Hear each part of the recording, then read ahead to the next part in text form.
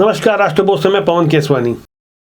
छत्तीसगढ़ में विधानसभा चुनाव से पहले बंद कमरे में जो गुफ्तगू होती है, रणनीतियां बनती है, वो खबरें आमतौर पर मीडिया के सामने खोलकर नहीं आती। लेकिन जब कुछ बड़े संकेत मिलते हैं तो उससे स्पष्ट हो जाता है कि संगठन की स्थिति क्या है, कैसे हालात हैं, चुनाव से पहले कैसी तैयारियां हैं। छत्तीसगढ़ में एक नया प्रयोग हुआ जहां पहले डिप्टी सीएम बनाए गए टी.एस. सिंहदेव, इसे लेकर चर्चा खूब हुई। चुनाव से महज 4 महीना पहले इस प्रयोग का क्या अर्थ है? अभी इस नए प्रयोग के मायने तलाशे ही जा रहे थे कि सांसद दीपक बैज को कांग्रेस का नया प्रदेश अध्यक्ष बना दिया गया। उनकी 43वीं वर्षगांठ के 2 दिन पहले पार्टी आलाकमान ने जो यह उपहार दिया है वह काफी सोच समझ कर दिया गया है। दीपक बैज 2013 और 18 में विधायक रह चुके हैं। 2019 में उन्होंने कांग्रेस का बस्तर से 25 साल पुराना सूखा समाप्त करवाया और वो सांसद चुनकर आए। 2008 में एनएसयूआई से अपना राजनीतिक कैरियर शुरू करने वाले दीपक बैज के ऊपर टिकट के वितरण और प्रबंधन जैसे काफी अहम जिम्मेदारियां होगी।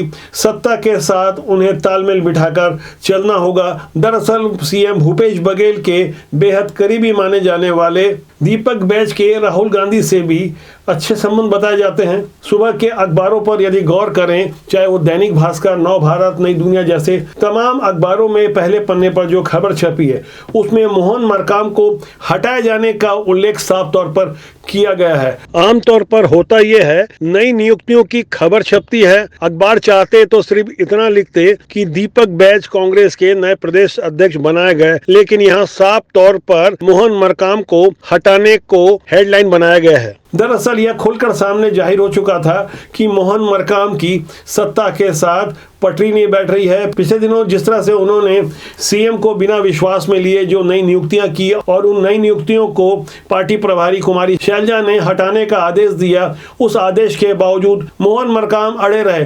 पार्टी की ऐसी अंदरूनी राजनीति की परिणति माना जा रहा है जो चुनाव के महज 4 महीना पहले दीपक बैज की नियुक्ति हुई है। हालांकि कांग्रेस की ओर से यह सफाई भी दी जा रही है कि मोहन मरकाम का कार्यकाल 3 साल का था, पहले ही वो 4 साल का अपना कार्यकाल पूरा कर चुके थे।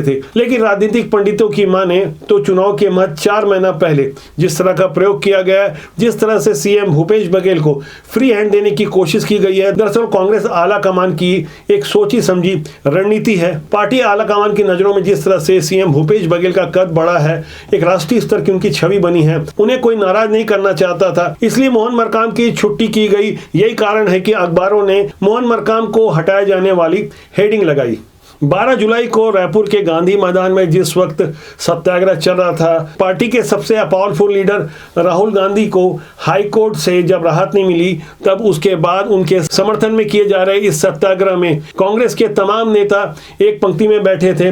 मोहन मरकाम जिस वक्त मुंह में काली पट्टी लगाकर सत्याग्रह में बैठे थे, तब भी उनका परिचय छत्तीसगढ़ प्रदेश कांग्रेस अध्यक्ष यानी पीसीसी चीफ के रूप में दिया जा रहा था। किसी को नहीं मालूम था कि शाम होते होते तक दीपक बैच की नियुक्ति हो जाएगी। दरअसल मोहन मरकाम की रुखसती तो मार्च में ही तय थी।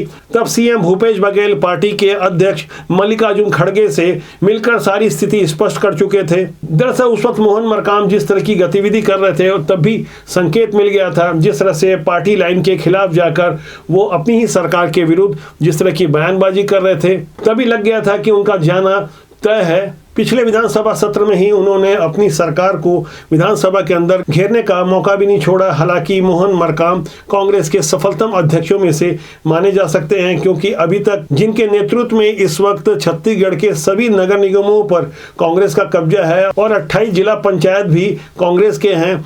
5 उपचुनाव में भी कांग्रेस को विजय भी उनके कार्यकाल में मिली है। कांग्रेस को अच्छी तरह से पता है कि मोहन मरकाम को यदि हटाया जाता है तो कोई आदिवासी चेहरे को ही सामने लाना पड़ेगा, जबकि इसके पहले भारतीय जनता पार्टी ने लगातार आदिवासी चेहरे को ही अपना अध्यक्ष बनाया था। लेकिन मौजूदा समय में ओबीसी चेहरे के रूप में अरुण साव को भारतीय जनता पार्टी ने जिस तरह से आगे रखा है, इनके साथ नारायण चंदेल के रूप में एक और ओबीसी चेहरा नेता प्रतिपक्ष बनाया गया है। यहाँ से एक बात स्पष्ट है, कांग्रेस हो या भाजपा, जातिगत समीकरणों को ध्यान में रखते हुए आने वाले विधानसभा चुनाव की तैयारी में दोनों ही दल अपना नफा नुकसान तय कर रहे हैं। कांग्रेस के प्रदेश अध्यक्ष बदले जाने के बावजूद जो आंतरिक असंतोष है, उसे समझने के लिए हमें मंत्री टी.एस. सिंहदेव के इस बयान पर गौर करना होगा। 15 साल से एक सरकार काम कर रही थी हम लोग विपक्ष में थे, 15 साल विपक्ष में थे, तो आप हम पे विश्वास करिए, हम लोग कुछ करेंगे। और कोशिश की, हम लोगों ने कहा ये करेंगे, कुछ काम नहीं हो पाए। शराबबंदी है, नहीं हो पाई, हम लोग उसको कहते हैं कि हम नहीं कर पा रहे हैं उसको। अभी आगे क्या होगा, 5 साल बाद मौका मिलेगा तो आगे की बात है। ना पिछली सरकार कर पाई थी।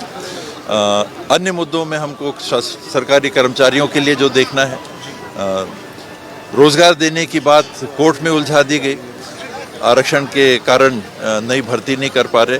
लेकिन अपने तरफ से पूरे खुले मन से सरकार ने कोशिश की कि हर क्षेत्र में हर वर्ग के लिए, चाहे वो बेरोजगार हो, चाहे नौकरियों की बात हो, चाहे नियमितीकरण को लेके अभी प्रयास किया जा रहा है, हम कर पाएंगे कि नहीं। वन क्षेत्र के लोग हैं, शहरी क्षेत्र के लोग हैं, महिला स्व सहायता समूह हैं, युवा मितान क्लब हैं, किसान हैं। भाजपा ने आदिवासी दिवस के दिन यानी 9 अगस्त 2022 को जब अरुण साहू की नियुक्ति की थी, तब कांग्रेस की ओर से हमला किया गया था कि आदिवासी दिवस के दिन ही विष्णुदेव साय को हटाया गया है। अब मौका भारतीय जनता पार्टी का था। दीपक बैज की नियुक्ति के साथ अरुण साहू भी कहां चुप रहने वाले थे। उन्होंने दीपक बैज को बधाई कुछ इस अंदाज में दी जिसकी अब चर्चा हो रही है। दीपक बैज जी हमारे सांसद साथी है। प्रदेश कांग्रेस कमेटी के अध्यक्ष बनने पर मैं उन्हें बधाई देता हूं।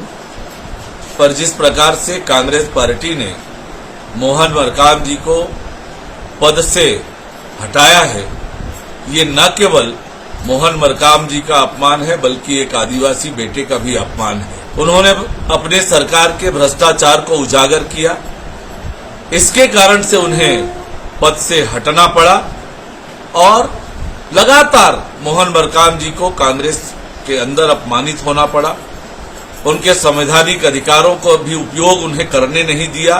उनके किए गए नियुक्ति को निरस्त कराने का काम किया और अंततः भ्रष्टाचार के खिलाफ अपनी सरकार को सजग करने के कारण उन्हें अपमानित होकर कांग्रेस अध्यक्ष के पद से हटना पड़ा है।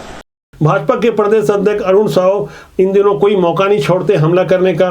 इस वक्त रायपुर के गांधी मैदान में गांधी जी की प्रतिमा के सामने कांग्रेस के सभी नेता सत्याग्रह कर रहे थे। उस सत्याग्रह के बारे में भी अरुण साहू ने यह समझाने की कोशिश की कि ओबीसी वर्ग के जख्मों पर नमक छिड़का जा रहा है। उन्होंने कांग्रेस पर सीधा प्रहार करते हुए परिवारवाद को लेकर और ओबीसी के अपमान की याद दिलाकर जो कुछ भी कहा वह किसी मजे हुए पॉलिटिशियन होने का सबूत था।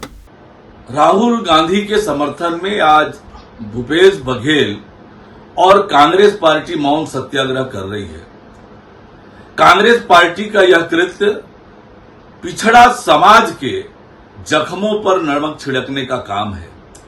एक तरफ जहां राहुल गांधी ने पिछड़े वर्ग समाज को अपमानित किया, गाली दी और न्यायालय ने जिसे सजा दी हो इस काम के लिए, ऐसे व्यक्ति के समर्थन में मौन सत्याग्रह करना ये बताता है कि भूपेश बघेल जी और कांग्रेस पार्टी के लिए देश और संविधान से बढ़कर एक परिवार की चाटुकारिता करना है।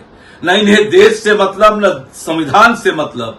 भाजपा के ऐसे ही आक्रामक तेवर और बदले हुए हालात को कांग्रेस भी बखूबी समझ रही है। यही कारण था कि छत्तीसगढ़ में कांग्रेस की राजनीति में जो 2 बड़े प्रयोग किए गए, पहला डिप्टी सीएम बनाना, दूसरा विधानसभा चुनाव के 4 महीना पहले प्रदेश अध्यक्ष को हटाने का प्रयोग। कोई एक दिन का निर्णय नहीं माना जा रहा है। इसे लेकर काफी मंथन चिंतन हुआ, लेकिन कांग्रेस की इस बड़ी पहल के बावजूद अभी भी जमीनी स्तर पर असंतोष थमा नहीं है। ऐसी तस्वीर हमको समझनी होगी। छत्तीसगढ़ के बेलतरा विधानसभा के मदनपुर गाँव में कुछ दबंगों ने सरकारी जमीन पर अवैध कब्जा कर लिया, जिससे वहां पानी भर गया। इसके बाद एनएसयूआई के नेताओं ने अपनी सरकार के विरुद्ध कुछ इस तरह का दम्भ दिखाया। एनएसयूआई जिंदाबाद जिंदाबाद जिंदाबाद, एनएसयूआई जिंदाबाद जिंदाबाद जिंदाबाद। अरे सबको आगे बैठ जाओ। जितनी बात कर रही थी आपने कर ली, मैं सुन ली। जब हम लोग का निराकरण ही नहीं होगा तो हम लोग जाके क्या करेंगे? फिर गिरफ्तार करा दीजिएगा हम लोग को। ले जाओ।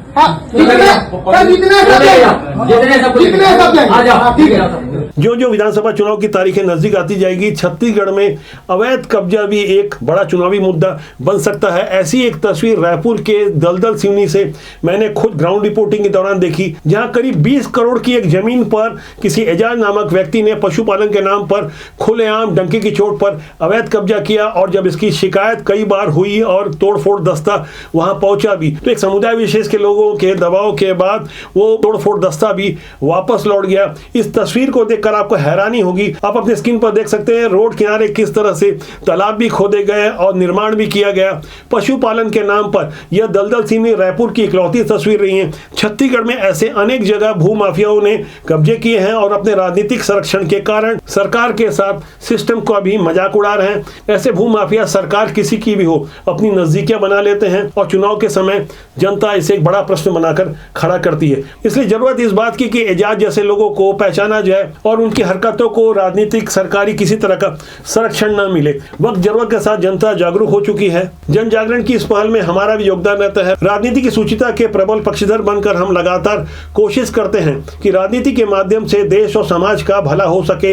इसके लिए अच्छे लोगों को राजनीति में आना चाहिए। यदि बेहतर लोग राजनीति में अपना योगदान नहीं दे सकेंगे तो जाहिर तौर पर बुरे लोग आएंगे। उसके बाद सिस्टम और सरकार से शिकायत करने का ऐसे लोगों को अधिकार नहीं है जो अपना योगदान नहीं देना चाहते और परोक्ष रूप से बुरे लोगों को ही समर्थन मिल जाता है। दरअसल ये आम धारणा बनी होती है कि राजनीति बुरी होती है, राजनीति में लोग बुरे होते हैं, लेकिन हमारा कहना है कि राजनीति बुरी नहीं होती।